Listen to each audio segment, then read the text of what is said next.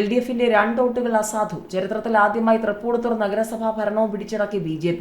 2 റൗണ്ടായി നടന്ന വോട്ടെടുപ്പിൽ BJP 21 വോട്ടുകളും LDFിന് 18 വോട്ടുകളുമാണ് ലഭിച്ചത്.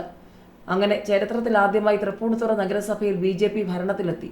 3 വോട്ടിന്റെ ഭൂരിപക്ഷത്തിലാണ് BJP നേതാവായ അഡ്വക്കേറ്റ് PL ബാബു മുനിസിപ്പൽ ചെയർമാനായി തിരഞ്ഞെടുക്കപ്പെട്ടത്.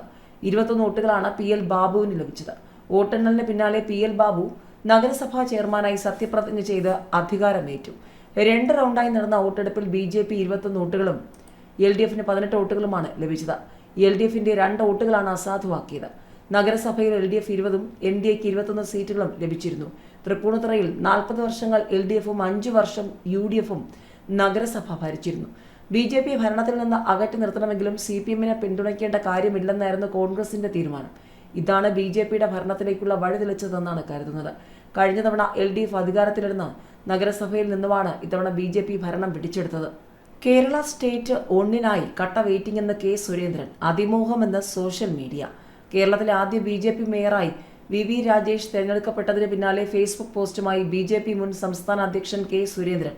സംസ്ഥാനത്തെ BJP ആസ്ഥാനമായ KG മാരാർ ഭവന് മുന്നിൽ പാർക്ക് ചെയ്തിരിക്കുന്ന നിയുക്ത മേയറുടെയും ഡെപ്യൂട്ടി മേയറുടെയും ഔദ്യോഗിക വാഹനങ്ങളുടെ ചിത്രം പങ്കുവച്ച സുരേന്ദ്രൻ കട്ട വെയിറ്റിംഗ് കേരള സ്റ്റേറ്റ് 1 എന്ന് കുറിച്ചു. സംസ്ഥാനത്തെ BJP മേയറായി ഇനി അടുത്തത് BJP മുഖ്യമന്ത്രിയാണെന്ന പ്രതീക്ഷ പരോക്ഷമായി പങ്കുവച്ചുകൊണ്ടാണ് സുരേന്ദ്രന്റെ പോസ്റ്റ്. കേരളത്തിലെ തദ്ദേശ ഭരണ ചരിത്രത്തിൽ പുതിയ അധ്യായം എഴുതി ചേർത്താണ് BJP ഇത്തവണ തിരുവനന്തപുരം കോർപ്പറേഷൻ ഭരണം പിടിച്ചത്. മേയറായി VV രാജേഷ് തിരഞ്ഞെടുക്കപ്പെട്ടു. അതോടെ കേരളത്തിലെ ഒരു കോർപ്പറേഷന്റെ അമരത്തെത്തുന്ന ആദ്യ BJP മേയർ എന്ന ചരിത്ര നേട്ടവും അദ്ദേഹത്തിന് സ്വന്തമായി. കൊടുങ്ങാനൂർ വാർഡിൽ നിന്നുള്ള പ്രതിനിധിയാണ് അദ്ദേഹം. 3ാമത്തെ പ്രാവശ്യവും കൗൺസിലറായി ജയിച്ചുവെന്ന GS ആശാനാഥാണ് ഡെപ്യൂട്ടി മേയർ.